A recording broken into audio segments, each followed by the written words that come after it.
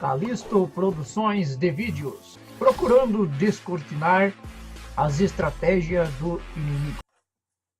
Hoje é 29/10/2018. Paz seja com todos. Eu quero propor, não impor, mas propor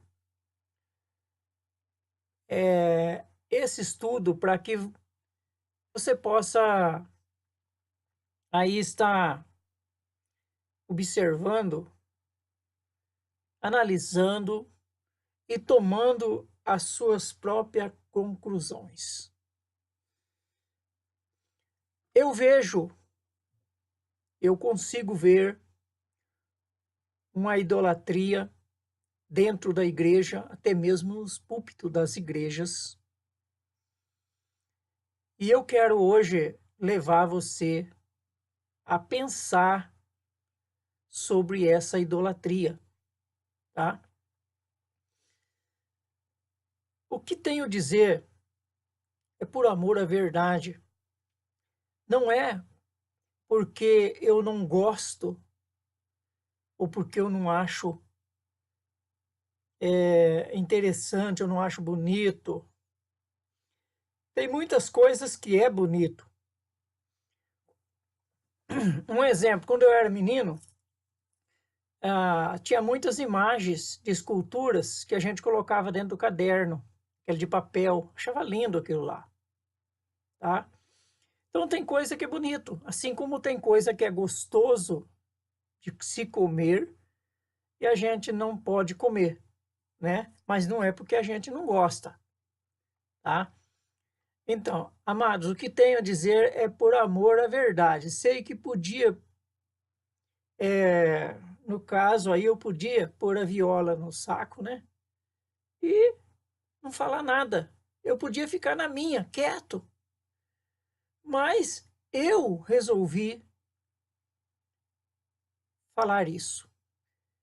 Eu estava num congresso, aliás, num concílio, quando o pastor Gil fez a leitura de 1 Reis 18, versículo 17-21. Ali diz que temos que fazer a nossa escolha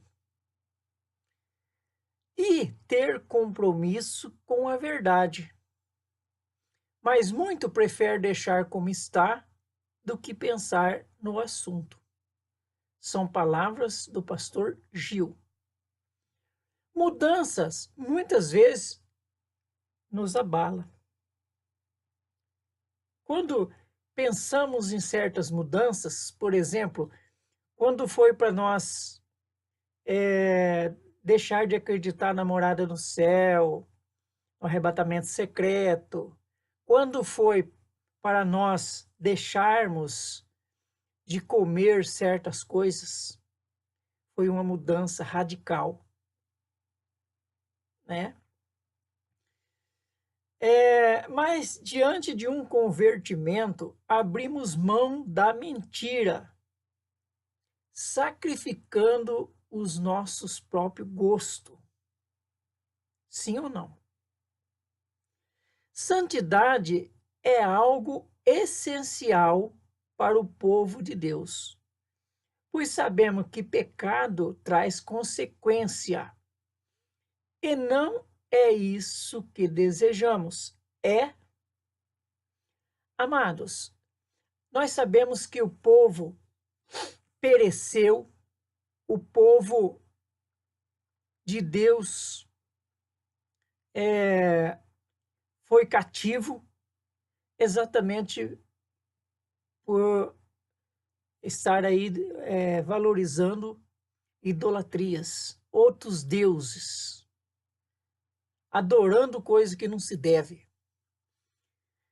Em Atos, no capítulo 17, no versículo 23 e versículo 30, está escrito, ali fala: pois caminhando pela cidade, observei cautelosamente seus objetos de adoração E encontrei até um altar com a seguinte inscrição: ao Deus desconhecido. Ora, pois é exatamente este a quem cultuais em vossas ignorância, que eu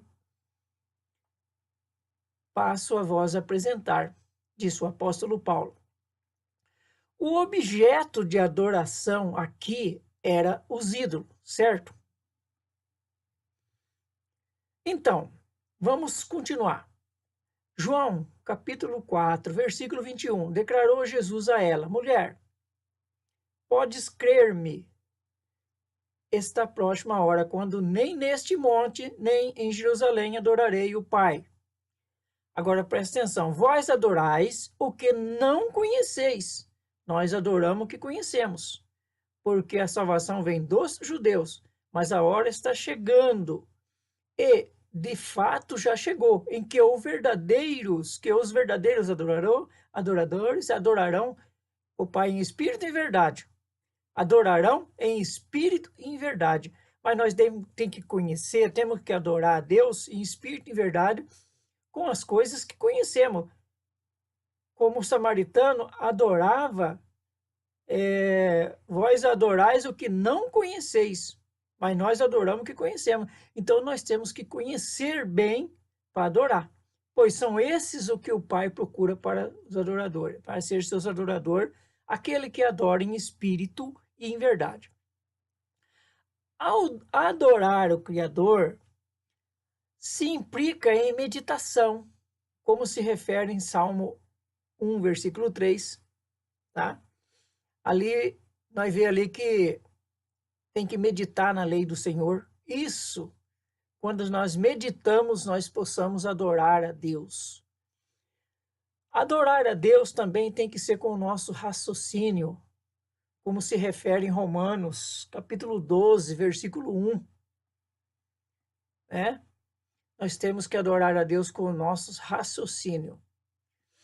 Agora, nós sabemos que tem muitos objetos de adoração. Como aquele que tem aquelas 7 lâmpadas lá, o candeeiro, sei lá. Os judeus têm o kippah, que são objetos de adoração. O tendizite lá.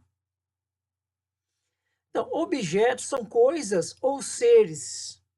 E neste caso de Tessalonicenses 2:4, aquele que se opõe e se levanta contra tudo o que se chama Deus ou é objeto de adoração, de sorte que se assenta no santuário de Deus, apresentando-se como Deus, que se chama Deus.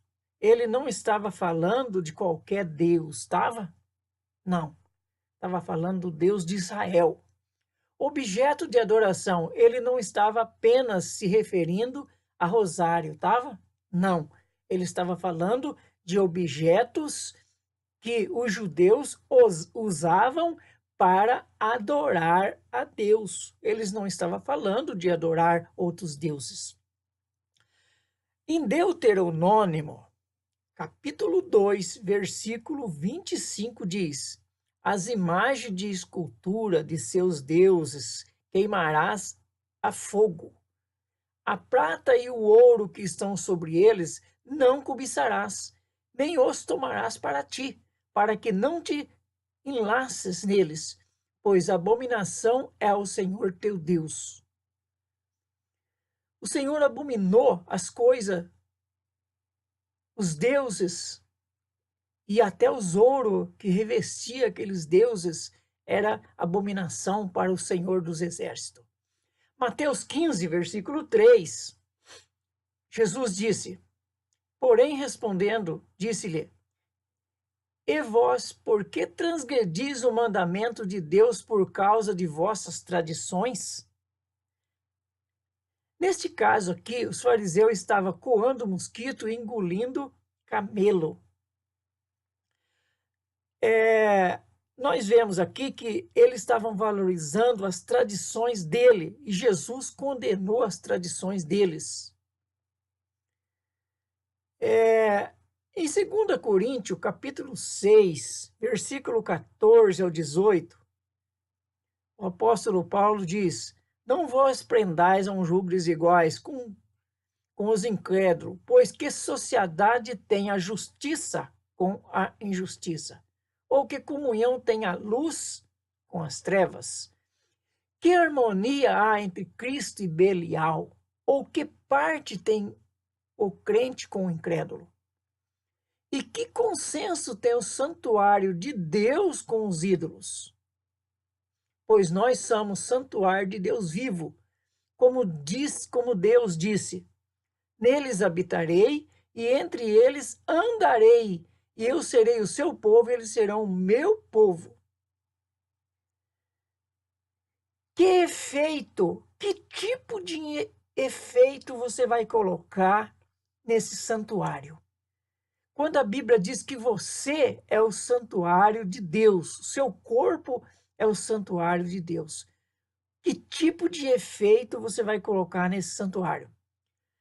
Versículo 17. Pelo que sai vós do meio deles e separai vós, diz o Senhor, e não toquei coisa imunda, e eu vos receberei. E eu serei para vós pai, e vós sereis para mim filho e filha, diz o Senhor Todo-Poderoso. Neste caso, devemos imitar os bambambam do mundão? Devemos andar como as pessoas que se diz bom da boca do mundão? Nós devemos seguir eles? Nós devemos seguir modismo? Se nós seguimos, amamos o mundo, como o apóstolo João diz, não ameis o mundo, nem o que o mundo há. Se nós amemos o mundo, o amor de Deus não está em nós. Então, nós não devemos seguir modismo. Se um famoso está usando um traje ou qualquer coisa, nós não devemos seguir ele. Se, por exemplo, um grande chefe de Estado, como dos Estados Unidos, por exemplo, usar um lencinho na cabeça, nós devemos também usar um lencinho na cabeça, só para modo de seguir ele? Levítico 18, versículo 30. Portanto, guardareis os meus mandamentos, de modo que não caiais em nenhum desses abomináveis costumes que antes de vós foram seguidos, e para que não vos contamineis com eles. Eu sou o Senhor vosso Deus. Em 2 Reis 23, versículo 24, diz que Josias fez uma limpeza nos ídolos. Josias pegou o reino cheio de idolatria e fez uma limpeza. Muitas vezes nós, ao se convertermos cada dia, nós temos que estar fazendo uma limpeza, jogando os ídolos fora. Romano 12, conforme já disse, versículo 1 e 2, diz que temos que fazer culto racional. Descobrir o que é que agrada a Deus e o que é que desagrada. A Bíblia diz que se nós tivermos dúvida, nós não devemos comer. Efésios 5:11. Não vos associei às obras infrutíferas das trevas, antes, porém, condenai-as.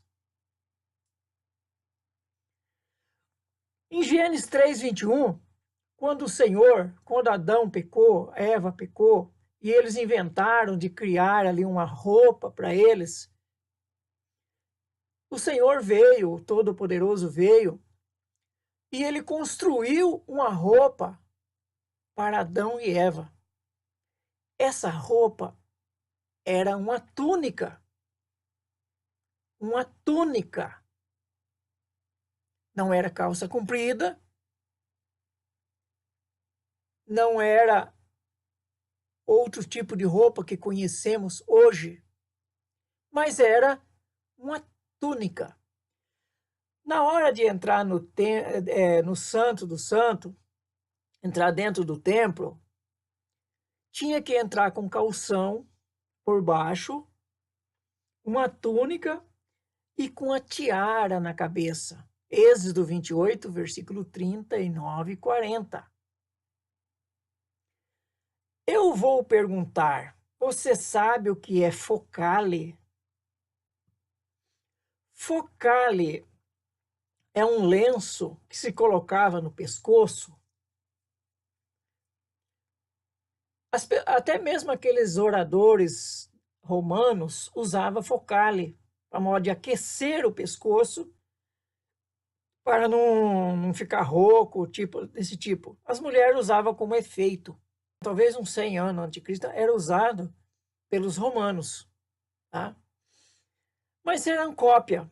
No Egito, usava um negócio da cintura para baixo pendurado na frente, parecendo uma gravata. Isso era usado no pescoço das múmias. Isso que tem a ver com sangue de íris. Pescoço das múmias era usada uma espécie de gravatas. E os egípcios usavam da cintura para baixo, como se fosse um pênis pendurado.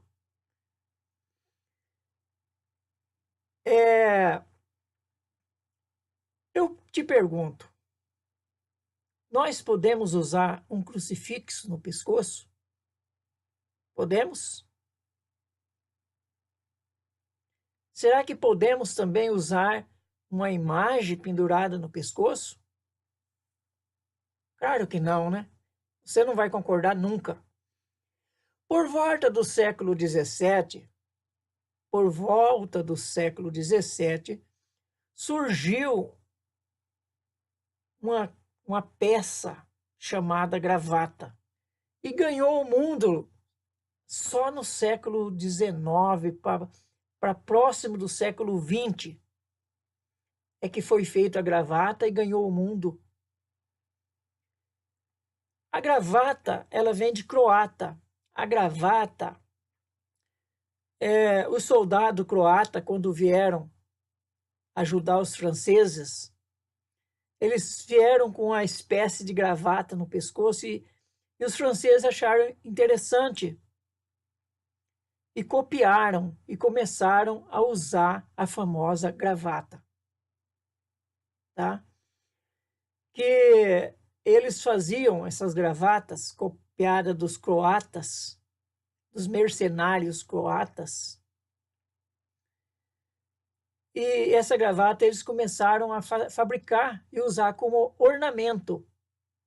E ela ganhou o mundo, como eu disse, no meado do século XIX, ela ganhou o mundo. Quem usava gravata?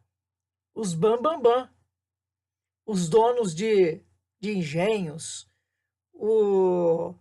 Não era coisa para escravo, não era coisa para pobretas, era coisa para as pessoas metidas. E um pouquinho mais à frente, quem usava gravata? Juízes, advogados. Não eram soldados mais que usavam gravatas, mas juízes, juízes, advogados e pessoas que se intitulavam bambambam do mundo. Mas você já parou para pensar para que serve a gravata? A gravata não serve para nada, para nada. Pense e descubra uma utilidade que a gravata tem. Para nada ela serve.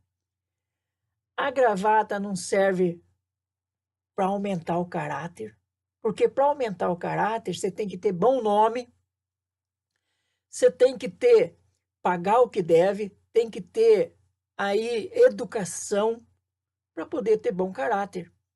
Gravata, ela não altera o caráter de ninguém. A gravata também não protege ninguém de nada. Para que serve a gravata? Proteger do quê? Com a cinta você segura uma calça, o chapéu serve para... Chapéu, guarda-chuva, serve para proteger aí contra a chuva, contra o sol. Mas a gravata não serve para nada. Não serve para limpar a boca, não serve para nada. A gravata serve para santificar? Não, a gravata não santifica ninguém. O que santifica a pessoa é o bom caráter dela. O que santifica a pessoa está em Deuteronômio 28. A obediência aos mandamentos, isso santifica a pessoa. Mas a gravata, ela é considerada aí como um pênis, pênis de Baal. Pênis de Baal, o obelisco que existem em vários lugares. Certo?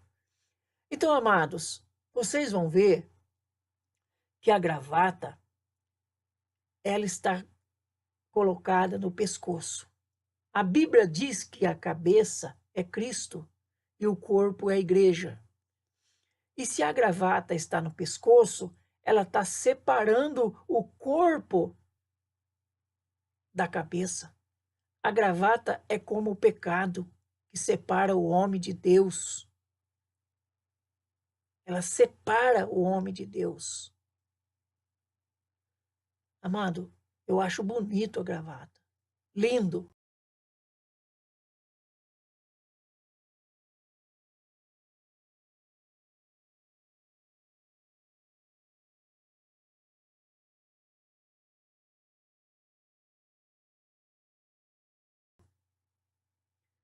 Mas eu prefiro não usar. Porque eu acho que a gravata, eu tenho certeza que a gravata é um utensílio que nasceu no coração de Satã. O povo de Deus deveria de não usar isso. Gravata não é coisa para pessoas de Deus usar. Por isso que a Bíblia diz, sai dela, povo meu. E nós temos que sair em todo sentido. Sair disso. Amados, eu espero não ter sido inconvenientes. Mas avalie. Avalie tudo e veja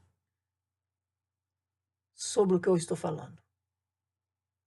Avalie tudo e veja que a gravata não serve para nada. Não serve para rebocar ninguém, não serve para limpar a boca, não serve para colocar caneta, não serve para nada. Não serve para dar caráter, não serve para santificar. A gravata não serve para nada. Queridos, pensam, analisem, tá? Paz seja convosco.